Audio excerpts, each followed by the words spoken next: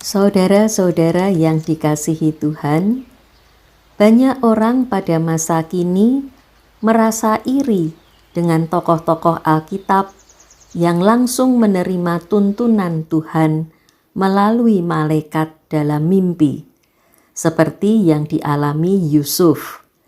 Sampai 3 kali Yusuf dijumpai oleh malaikat Tuhan dalam mimpi.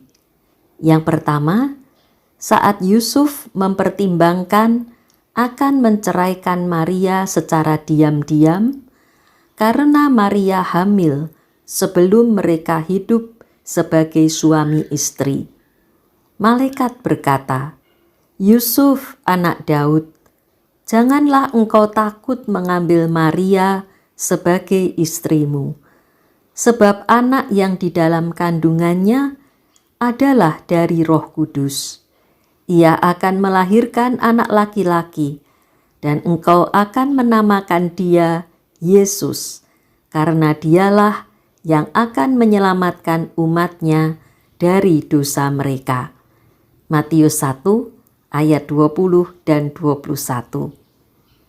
Yang kedua, saat Yusuf diminta untuk segera membawa Maria dan Yesus mengungsi ke Mesir untuk menghindari kekejaman Herodes yang hendak membunuh Yesus.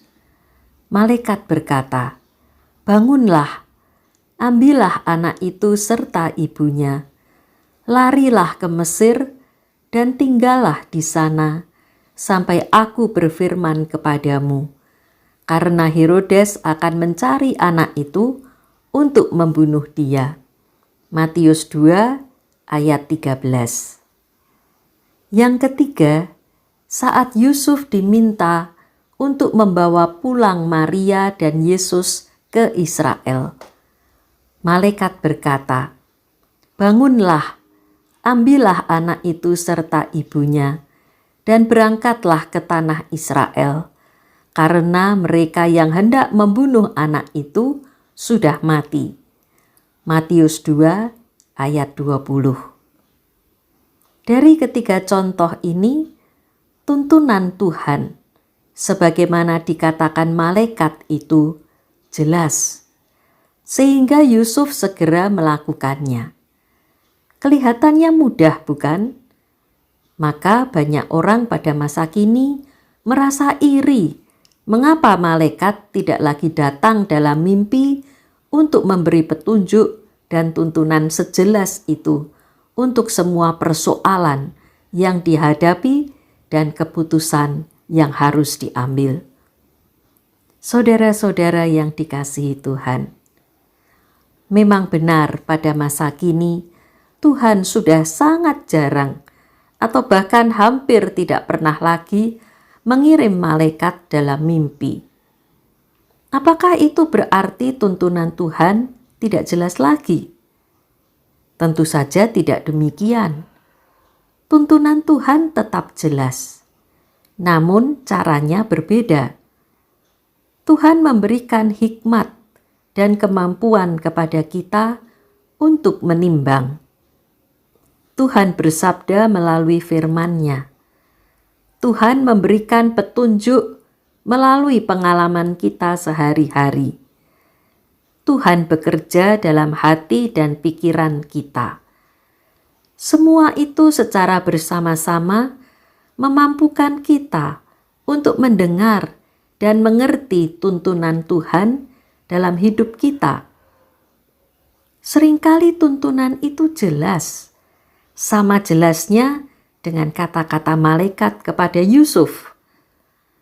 Namun kadang tuntunan Tuhan terasa belum jelas karena kita masih lebih banyak mendengar keinginan kita sendiri dan belum mau menerima tuntunan Tuhan yang berbeda dari keinginan kita.